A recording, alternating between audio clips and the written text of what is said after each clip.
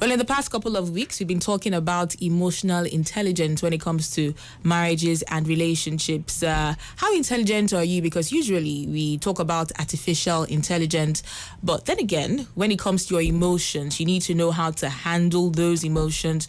You also need to know how to understand the emotions of your partner. Well, I'm not an expert on this. We have our usual suspects in the studio, looking as beautiful and gorgeous and handsome as ever. We have Pastors Wisdom and Favor Osiri in the studio with us this afternoon. Good afternoon. Wow, thank you so much. Where did you get this, your hair? So beautiful. I went to borrow it from somebody. Is it human hair or human hair? It's human hair. Yeah, all right. Good afternoon. Good afternoon. A pleasure to see you again. Thank you very much. Okay, so last week we started talking about the signs of emotional intelligence, how to know that person is emotionally intelligent. Like we talked about last week, some people have it naturally. Yeah. They have it as a gift. They're very discerning. They can read people. They have this intuition to know, okay, this is what this person is saying. For some other people like us, we have to learn it as a skill. It has to become a skill. So what are the things that we need to watch out for to become emotionally intelligent? What are the things that we need to avert our minds to? Okay. Last week we started to talk about signs. Okay, to show that you or your spouse, spouse is someone you can consider to be emotionally intelligent.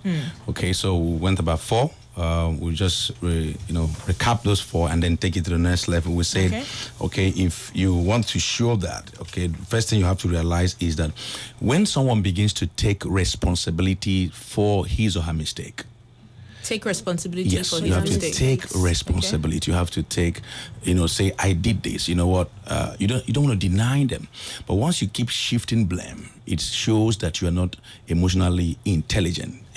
Because now you try to lie. You're trying to you make it difficult for your spouse to, come in with trust. And when trust is lost in any relationship, like I usually say, it's beginning to rust.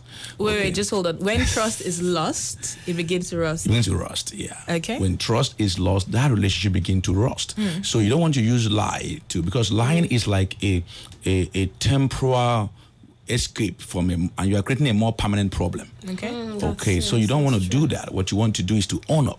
And you know what, people, even my children, when they do wrong, at first they know the children pranks, they try to shift the blame, but now they have realized that I rather prefer you to grow as a leader, to say, you know what, I did this. Tell me the truth. You need to own up to your mistake. Exactly. Now they have realized over time, that if you say the truth, that is not going to beat you. Of course, some will still require some level of punishment, but they realize that it's just easier because some of them, they have lied. We have to find out, and it was more serious. So what we want to do is to find out this person, is he or she accepting responsibility for their actions. If you keep blaming, if you fall down and you blame someone else, that means you have not learned anything from that fall. So you want to make sure you own it, and your spouse will be rather more encouraged to know that you're taking responsibility for that. Number 2, we talked about growing, by changing. And we say growth means change. When you are not changing, you are not growing. Some people say, I'm growing in this area, but they're repeating exactly the same old thing they have been doing. So for me, the proof that you are growing is that you are changing. You change also involves how you respond to something. If somebody says something that would have made you so angry before, but now you handle that in a little different way, more calm, it means you have grown. Exactly the same word, but now your response is different. So that means you've grown. So we're talking about positive changes. Positive changes now. Not the negative. No. Okay. No. No. And I remember we also said it takes humility to learn. Yeah, absolutely. It takes humility to want to grow, because a lot of times people grow in other areas, but when it comes to the issue of marriage, people just expect that things will be fine. We're in love, so love will cover everything, and they don't want to take a step further to get those skills that will help them grow in the relationship, because every day we're changing. In the workplace, we get to interact with a lot of things, social media, human beings. So some of these things have influence on our person. So we ought to grow and change as we also grow in the relationship. Just staying married for 10 years wouldn't change anything if you're not doing something intentional to update whatever information. So what are some of the things that we can do? Do we need to read books? Do we need to Absolutely, attend seminars? Yes. The thing is that time people say time heals and time changes. I've realized that, you may not be in control of the kind of change that time will deliver. Yeah. So if you want to be in control, one of the things you want to do is to ensure that you are, directing your time, what you have invested in that time, to be able to create the kind of change you're looking for. Okay. So that's why it's important. Number 3, I think we talked about like being willing. Devi, she said something. How do you do it? Yeah, reading books. Yeah, reading books, attending I've seminars. improved in my communication because I read books. Okay. I study, I do researches, I watch programs, I look at, I do all of that. I wasn't born that way, but I've grown to acquire those skills because I exposed myself to information. The third one we said is the willingness to adapt and adjust, to your spouses, a willingness to compromise, you understand? Give up a little there, you understand, and not insist. This is a particular way it should be. So you're an emotionally intelligent person when you are willing to compromise. You understand grounds, Okay. yes. So it's a give or take thing. What's like in a positive sense? Positive sense. Okay. Yeah, because the key word is that in a relationship, what you want to have is a win-win. Exactly. When you have a win-lose, you ultimately realize that you have lost. Yeah. Because there is no happy husband of a sad wife. I'm going to say that again. There is no happy husband of a sad, and that's the same thing the other way. There's no happy wife of a sad husband. When you say you have one, okay, so that's fine. That's okay by me. It's not okay by him because in the long run, it's going to come back again, and sometimes in a compounded form. So what you want to do is to seek, how can I compromise, but in a positive thing, not something negative. Okay, somebody will not say, I want to compromise and I allow him to have extramarital affair. No, that's not compromise. That's not that time. I trust people who are listening. Yeah, no, that's not what I wanted to say something. I never used to be a football fan. Yeah. So Pastor loves football. I don't like football. Oh, you For do? me, What team do you support? Oh, I support the winning team always. What team is the winning team? And so, do you know, so I now found that each time, sometimes at home, the channel, when I'm watching something very interesting, he comes with the remote. Once I see him with the remote, I'm going off. to sports now. Yeah. I'm off. But one day I began to talk to myself. I said, almost as when he's preaching, he uses these football examples, and it makes a lot of sense. True. Do you know what I did? I said, trying to like the thing. Develop an interest and in it. I found out that each time I sit with him, he starts telling me stories about this club, and it's interesting. I mean, that's on the ground of compromising. That's not what I usually like, but because he likes it, it wouldn't hurt if I could just give like 10-15 minutes to what he likes. And so did he also develop an interest in what you I like? Because I like talk yes. shows. She likes talk shows. I think we're going to say African Magic. No. She I doesn't like do that. crime and investigation channels. Oh yeah, you you're like understand? me, like yes, I like that. Law and Order. Because of that, he now started listening to such things like I do. So on that grounds, 50-50. You understand? Yeah. So we have adjusted and we compromise. And that at is such number levels. 4. Number 4 is one more step above compromise, which is tolerance. Tolerance. In marriage, love melts into tolerance.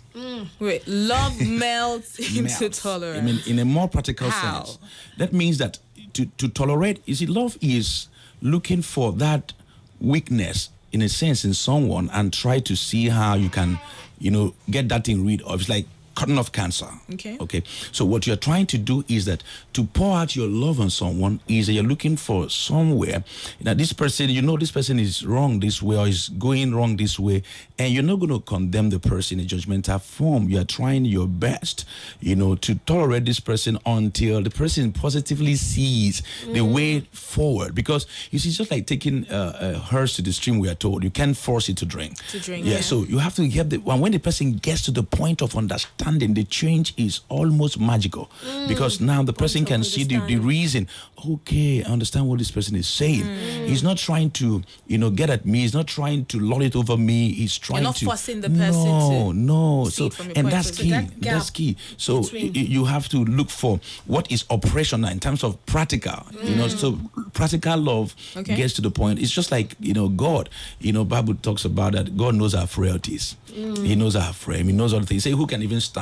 God. But he knows that we are like a work in progress. So he not keeps his giving up. eyes that Okay. we are growing, we're going to change. That hope is still rising, and that's why faith is important when it comes to Marriage. relationship. Okay, so because- let me quickly ask a question using what I talked about during the lunch hour. Okay. Now, talking about violence and domestic violence. And there was a certain man who called and said, well, I don't think it's reason enough for a couple to separate or for a couple to have a divorce. The woman should also, or whoever is the victim, should also try and find out what it is that they're doing that is instigating or causing, provoking the violence. So you talking about tolerance. How much should you tolerate in that situation when you're in a violent relationship? How much should you wait, hoping and praying that this man is going to change? This man will stop using me as a punching bag. This man will stop hitting woman me. is also Or this going to woman, change. yes, Stop exactly. using me You as a see, punching Yeah, bag. true. the thing is, you need to understand that hoping is not a strategy. I think I say that over and again. Just hoping that somebody will change will not change that person. You have to do something that is, again, intentional to transform that person. Either an infusion of new knowledge, Okay. an infusion of new light, using every available possible way. That does not also, it also includes, also, because you can't, someone has hit you with hammer today, tomorrow with wood.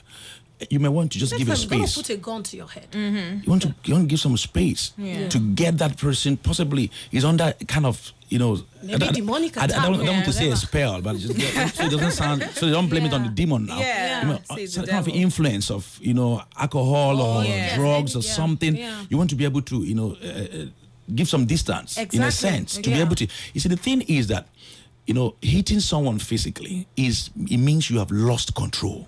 We'll get to that point. It's one of the signs that you're emotionally stable when you are not hitting someone, because the moment you are hitting somebody, it means you are no longer in control. control. Okay, so You're out of control. You're out of control.